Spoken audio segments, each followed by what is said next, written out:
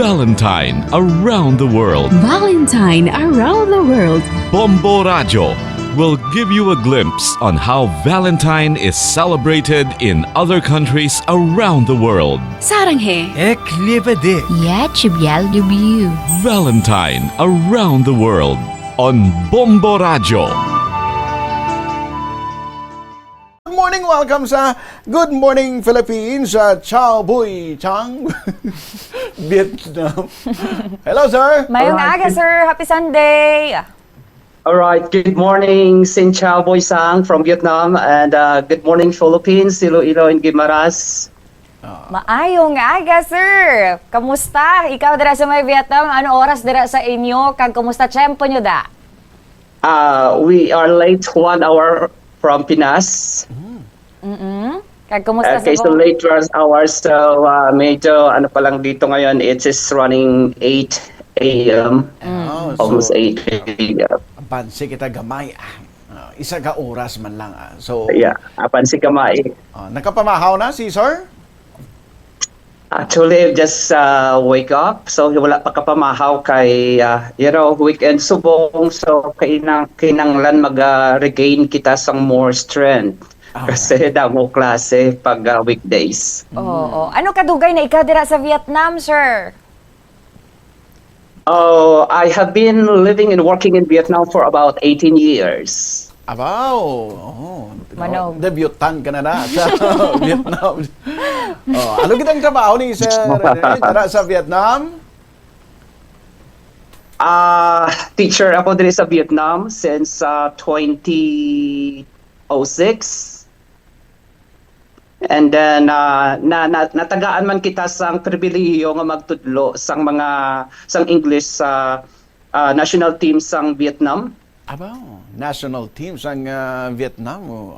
Ibaloon ta dugay-dugay kon anong team ini sang Vietnam kag diin ini sila compete sa aton nga mga kabombo. So by the way, sa mga bago lang naka-tune in ang inyong ginapamatian subong kag ginalantaw subong ang aton nga international correspondent sa may Vietnam, may kang tanan ini sa Valentine tradition celebration dito man sa may Vietnam. And 18 years na si Sir Rene, ato ng international correspondent dito sa may Vietnam.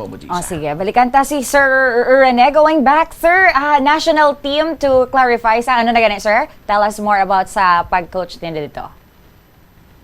Actually, ang Vietnam kasi hindi sila maayo gawa sa English. So yung mga national team nila sa football naga-learn sang English. So I got hired before 2014 to 2018 na magtudlo sa mga football player kay hampang lang sila hindi lang sa Vietnam kundi outside Vietnam. So kinanglan nila magkabalo maghambal sang English even in the basic conversation.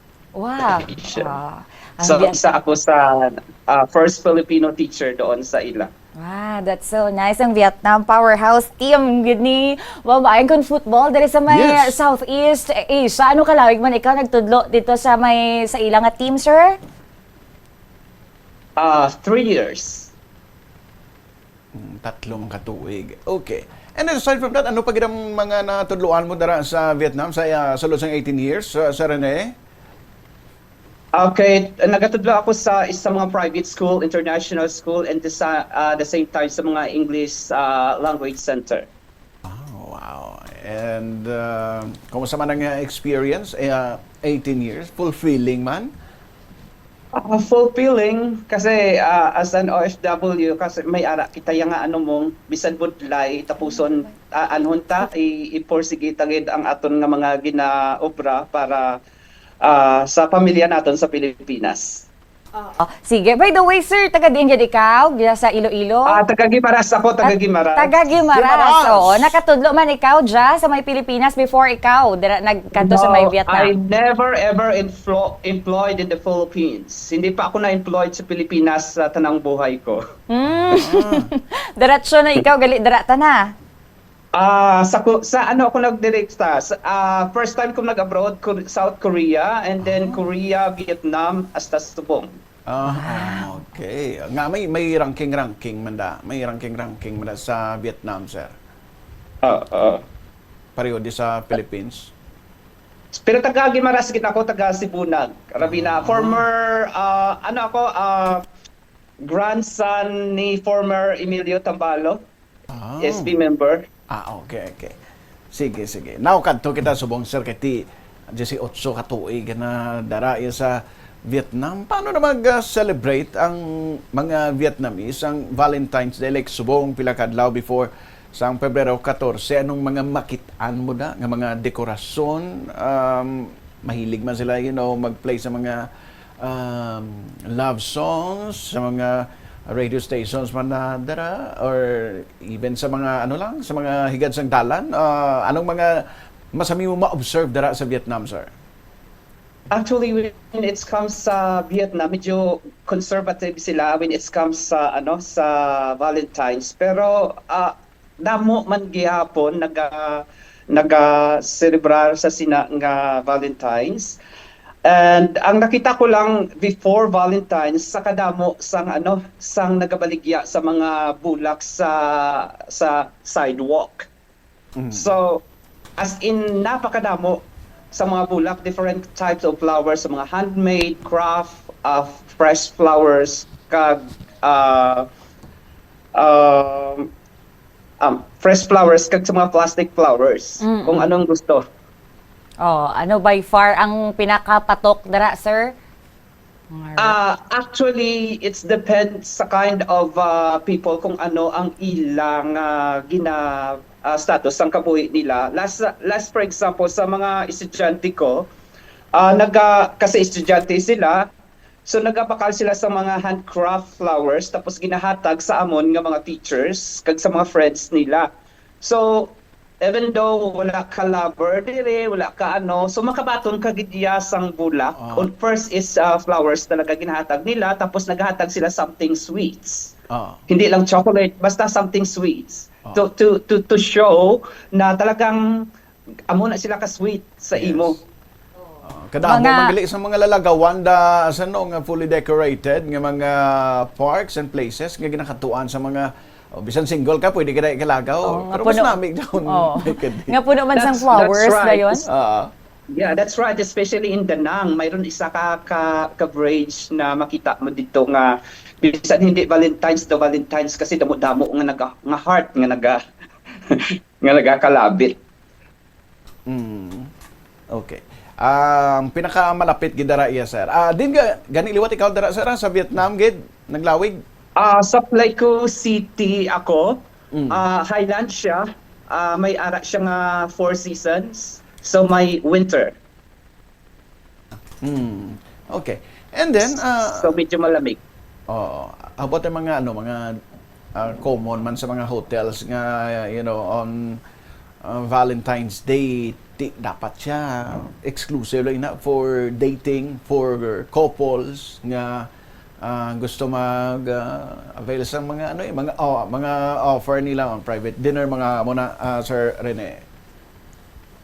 Yes, may ara nga mga hotels nga may mga promotion sila for somewhere kasi sa Vietnam kasi sa kadamo sang hotel or makansiling naton nga motel.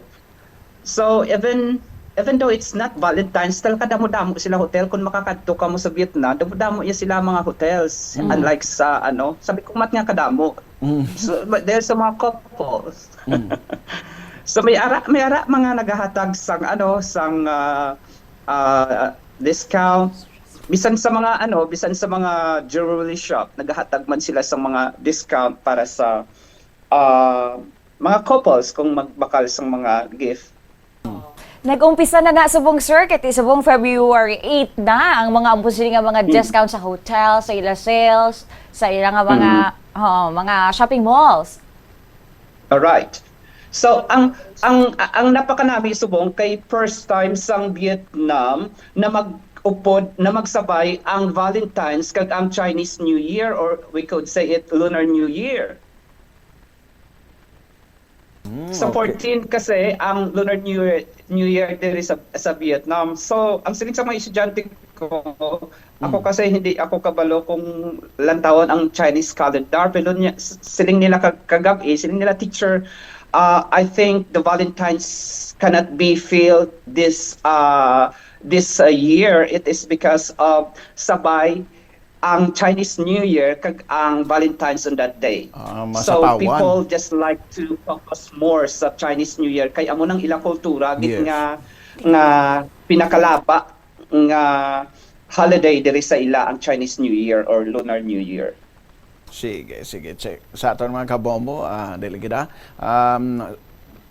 I-fix lang aton nga connection with our international correspondent. So, saan na siling naton kay nang pila sa mga popular nga mga destinations dire during hamuning mga celebrations ang sa Hanoi, sa Ho Chi Minh City, and Sa Danang, Danang. amo ning na-mention kay na ni Sir, kundi gidamo ang mga flowers, wala may pa red roses, Yes. may ara sa mga chocolates, and damo pa, kay Yes. mahilig sila sa tagaan isang sweets, daan ba mo ayan? Sa Hanoi naman, ang art and craft ng mga workshops, naging very trendy sa Valentine's activity. Sa din mga couples, nagahimo sila kaugalingon ng mga gifts from painting and drawing sa mga custom chocolates. Kag, siyempre, paagi sini mas maging very personal bala. Customize ang ilang nga mga ginahatag sa isa kag isa. Yes, that's why dito yung i-set mo gid dapat ang tiempo maya bombayan kay ti workshop mo. Tuduan pa ka muna sa paghimo sa inyo nga mga Pinta-pinta. gift. Oo, hindi iya sigana nga mahapit ka lang to sa imo nga gift. Dapat iano gid sa inyo, itudlo gid sa inyo isa-isa. So dapat mag-take time gid kamo. Ang mga popular nga mga romantic spots, bali sa Rene, mga lantern lit old nga mga towns like Hoi-An. Hoy angan niya. Oo. Sige. Sige, balikan ta si Sir. Balikan mamaya. ta si Sir Rene. Okay. Sir Rene, sa 18 years, anong mga nakita? Ano yung unique sa ilang? Daw, ay dolain na ihaw. Daw, hindi niya pareho sa Philippines ihaw.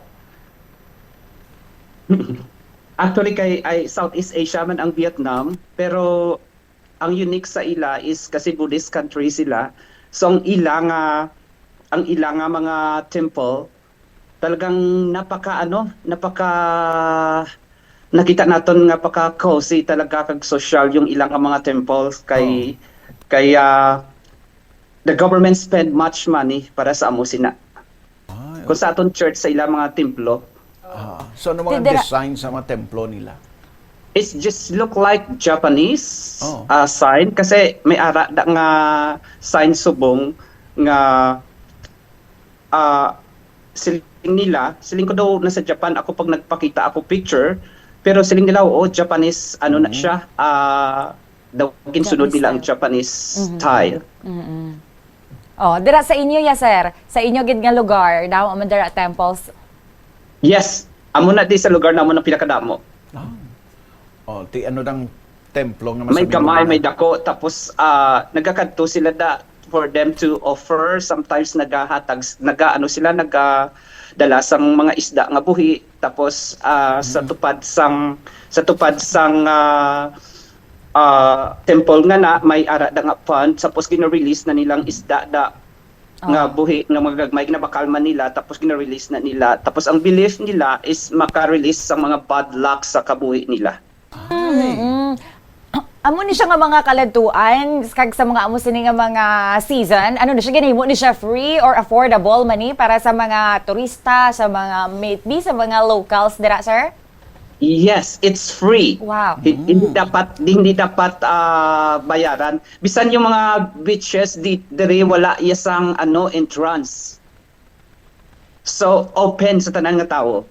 Okay. Sir, may gusto naman pamangkoton ni Bombo Jesus sa imo about sa mga daw may ara red bean obsession ko no mga tao darang ang pagkaon kuno sang red beans on Valentine's Day daw nagadala kuno sang suwerte nakaagi ka na kaon red bean sir.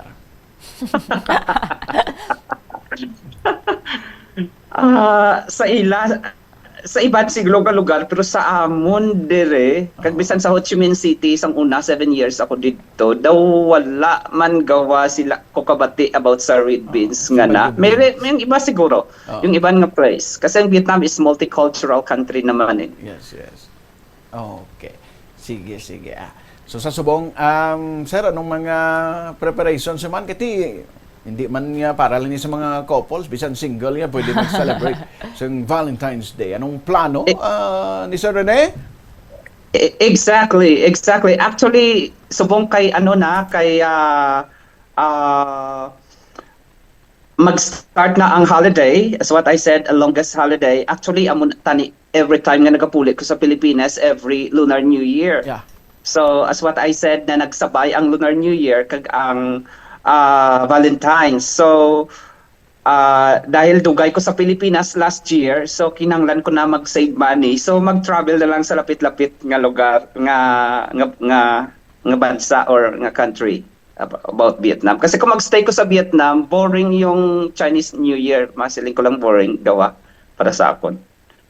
Kay time na nila sa ilang mga familia. Oh. So, hindi ko gusto nga may kahati yung mga estudyante ko mag-open ka sa pamilya mo. So, ano ka pa nila, tawag nito, kinanglan ka pa nila, i-care man kung mag-visit ka sa mga students and friends mo. So, I want them to focus their family lang sa mga loved ones nila. Oo. Tiko na mo din nga selebrasyon nila, sir, para sa inyong foreign teachers, dira, mga anong kalawig pahuway nyo yan?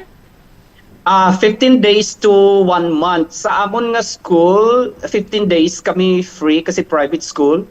And then may ara kami leave for a year. So ginagamit ko na 15 days man. So pwede ko 1 month. Pwede ka gid mabulanan gali diri sa imo nga pamilya. San o ka katapusan ka uli diri, sir? Last year lang ako ara sa Pilipinas.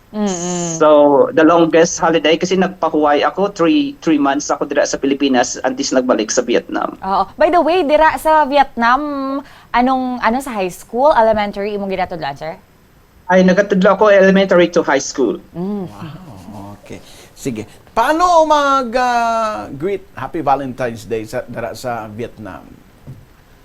Actually, naghahambal naman na sila Happy Valentine's Month. Hindi sila naghahambal sa ilang langway. Kabala, Happy Valentine's teacher, Happy Valentine's. So yun, gaamo lang na sila tapos maghatag na sila sang gift sa imo. Tagaan man nila ang ilang mga friends. So parang exchange gift. Pero ako wala ko gahatag sa ila. Para patas kita do damo udahan sila. Oo, kasi kadamo daan sila. Siyempre, kung natudlo ka grade 1 to grade 12, so paano mo natagaan? Kung tagaan mo isa, siyempre hindi ma-jealous yung iba. Yes. Amo nang motto ni Sir kung Valentine's Day, it's better to receive than to give. Yeah. Actually, yung parang exchange gift talaga sa ilang mga Vietnamese, exchange gift talaga. So, mostly naghahatag sila sa teachers nila. Ang teachers naghahatag man kaisa, pero tulad sila nga kadamo sang estudyante, hindi mo matagaan tanan. Sa mga close students, yung mga nagkakaladto sa balay nga personally nga naghahatag sang mga gift nila for Valentine. So amo na siya tagaan ko man, pero when it comes sa school, never ako maghahatag. Okay. Paano maghambal I love you sa Vietnamese? Paghambay I love you sa Vietnamese, it's depend kung sino ginahambalan mo. Kung ikaw nga lalaki, naghahambal ka sa babae, hambalon mo siya An U M. Okay, An U M. Pag ang babae naman, naghahambal sa lalaki, M U An. Ginbalis ka. Ginbalis ka to, sir? Aliwat, sir? M? Anyo M. Ang lalaki naghambal na siya sa babae, tapos ang babae naman M-new An. Agin baliskad lang gidya kay male to female, baliskad mo female to male. Alright, pag ginhambal mo naman sa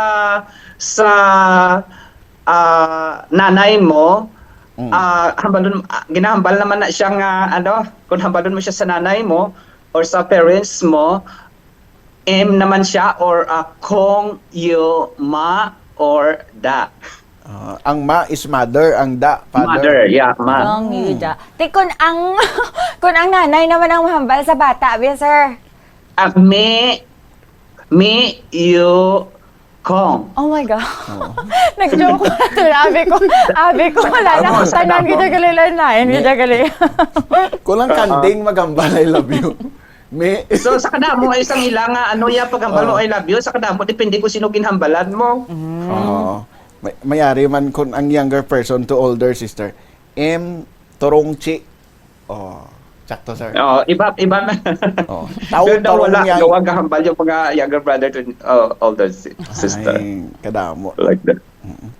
Si... So, actually, yung mga Vietnamese, para mga Filipino din, napaka-sweets nila. Amo na siya nga nagadugay ko diri, nadugayan ko diri sa Vietnam sa Korea. Mas dako sweldo sa Korea, pero of course, yung ginalantaw ta kundi tabala komportable. Oh, Ka-teach man ikaw to, sir? Oo. And then nagaano man sa church sa Korea sang una. okay. Sige, sa... North. Oo, sa North, kung sa South. Tumangon ka ako North. Sa North. Ano sa South? Sa South, okay. Klaro, Claro. Alright. Sige. Bombo, International Correspondent Rene Servano, sa pag-share mo sa Valentine's Day celebration dara sa Vietnam. Diri sa amon sa Bombo Radio Ililo through Good Morning Philippines program. Sir, thank you so much, Gid, and advance happy Valentine's man dara sa imo.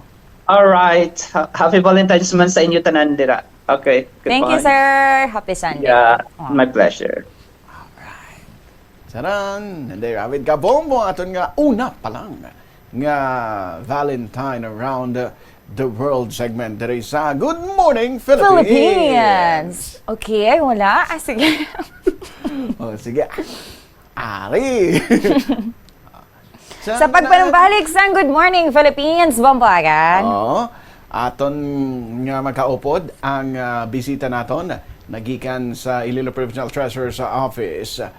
Agud nga ma-edukar naton mga kabombo may kang tanan sa amnesty program on real property tax. Nga maga? Oo, maga tapos sa July 2026. Kagkaroon makaupod ba naton ang nagikan sa may Philippine Army, Bambayan? Yes. Oo. Kag mag-share man sang istorya ang isa ka na rebelde. And subong nagbalik na sa sabag sa gobyerno. Magabalik! Yes.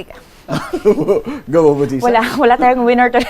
Magabalik ang Good Morning Philippines. Makaligad lang ang pila ka mga pahanumdo.